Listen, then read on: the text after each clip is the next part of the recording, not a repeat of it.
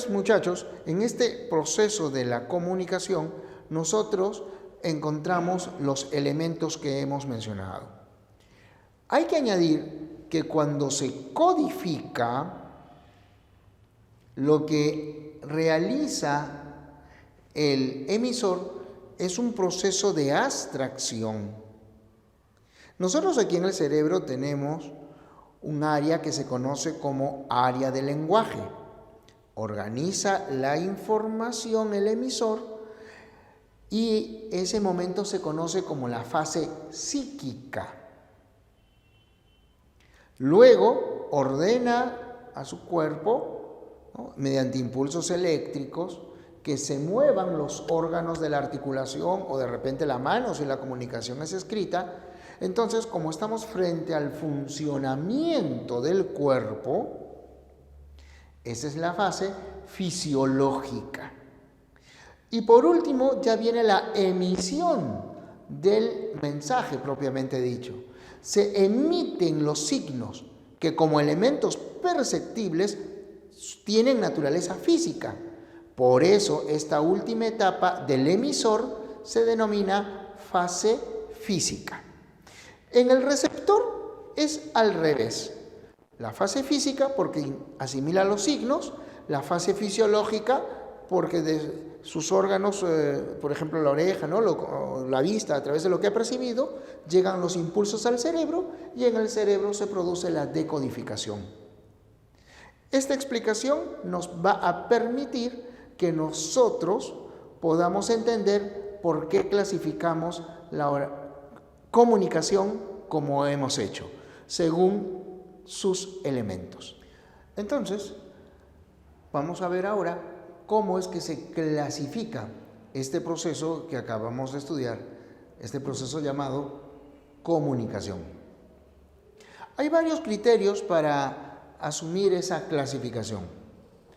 Por ejemplo, según el código, es decir, según el sistema de signos que se emplea en la comunicación, esta puede clasificarse en lingüística,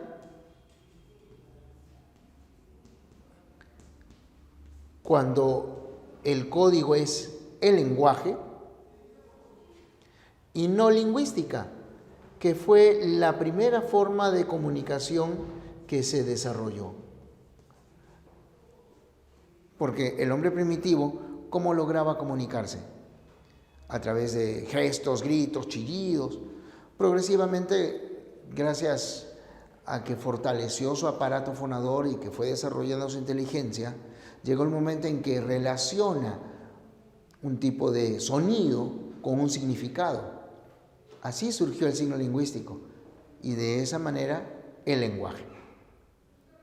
Según el sentido, en este momento, por ejemplo, yo tengo el papel de emisor. Como se trata de un video, tú no me puedes replicar, no me puedes preguntar directamente.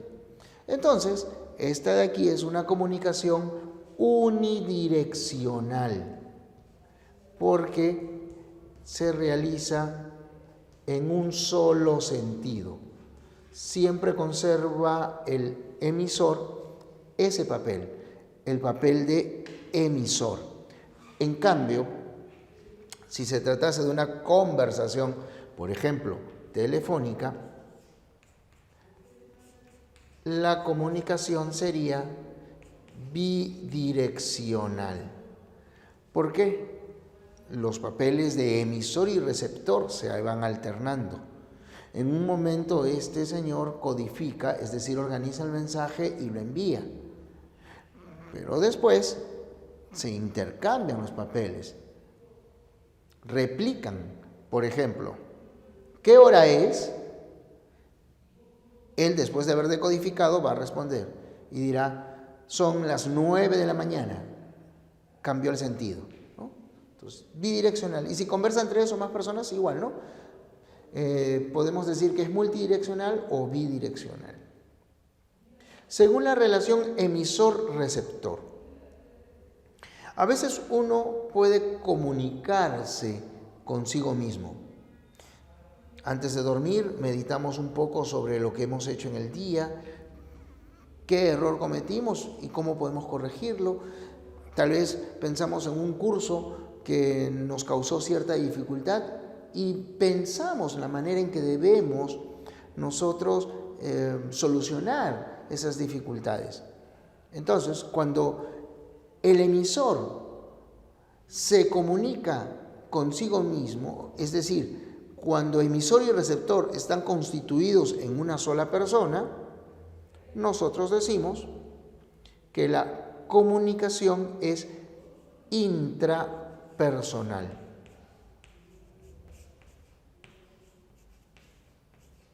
Pero si esa comunicación se realiza entre dos o más personas, como ahora, o como cuando tú conversas con tus compañeros, entonces esa es una comunicación interpersonal. Según la naturaleza del receptor, nosotros tenemos dos clases de comunicación. El emisor puede ser una persona conocida. Por ejemplo, yo me he presentado al inicio de la clase, te he dicho mi nombre. Tienes una idea de quién soy. Pero yo no te conozco. No sé quién está al otro lado de la pantalla. Y no eres uno, son varios.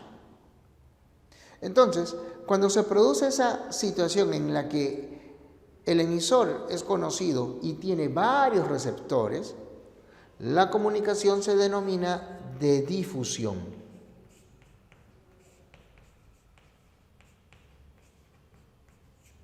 Es típica de las clases, las conferencias, o en este caso una teleclase, ¿ya?, de los mítines. Pero, ¿qué tal si la comunicación se torna más compleja?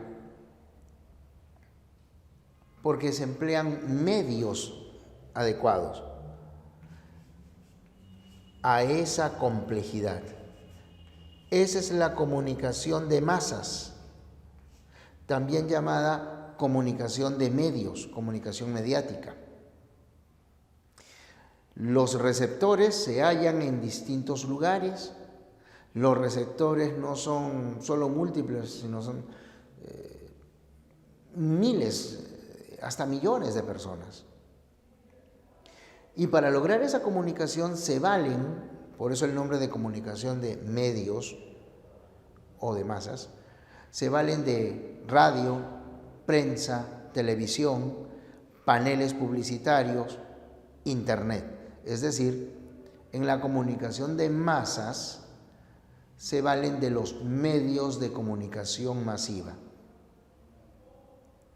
Esta es una comunicación que generalmente desarrollan los emisores complejos, es decir, emisores institucionales. Por ejemplo, la universidad, a través de su dirección académica, señala el inicio de clases para la segunda quincena de abril. Entonces, la dirección académica sería la fuente de información. La dirección de imagen institucional, de prensa, la dirección de comunicaciones, como se denomine, se encarga de organizar el mensaje y hacerlo más efectivo. Es decir, otra instancia sería el codificador. Y finalmente, quienes se encargan de transmitir son la prensa, la radio, la televisión, es decir, quienes van a establecer el contacto con los miles o millones de receptores. Una campaña de salud, una campaña electoral, son ejemplos de la manera en que se realiza la comunicación de masas. Ahora, ten en cuenta que estamos tomando en consideración solo la comunicación humana. Esa comunicación, La humana es la que nos interesa. Por eso podemos añadir, permíteme, una comunicación que toma en cuenta el canal. Normalmente, ese canal es ambiental. Cuando salen los amigos y conversan entre ellos alrededor de una mesa, es una comunicación directa. Pero cuando se avisan por teléfono la hora en que se van a encontrar, están usando un medio artificial. Igual que nosotros ahora estamos usando electrónica, estamos usando computadoras, cámaras, para poder comunicarnos. Eso significa que estamos empleando canales artificiales. En ese caso, la comunicación es indirecta. ¿Ya? Una comunicación que emplea medios artificiales es una comunicación indirecta. Ahora, como dije, aquí solamente estamos frente a la comunicación humana, ¿de acuerdo? Solo comunicación humana. Lo que no significa que otros seres no se comuniquen. Sí, todos los seres se comunican. Lo que sucede es que la base para la comunicación difiere. En el caso del ser humano, la comunicación es racional. En el caso de los animales, como tu mascota, la comunicación es instintiva. Y si hablamos de otro tipo de seres, como las plantas o las diatomeas, entonces ahí hablamos de una comunicación sobre la base de estímulos. ¿Ya? Entonces, dependiendo de la complejidad de quienes intervienen en la comunicación, podemos señalar el instinto, el estímulo o la razón como el sustento de esa comunicación. Y puesto que nosotros hablamos de la comunicación humana, recalquemos que la principal forma de comunicación que tiene el hombre es mediante el lenguaje.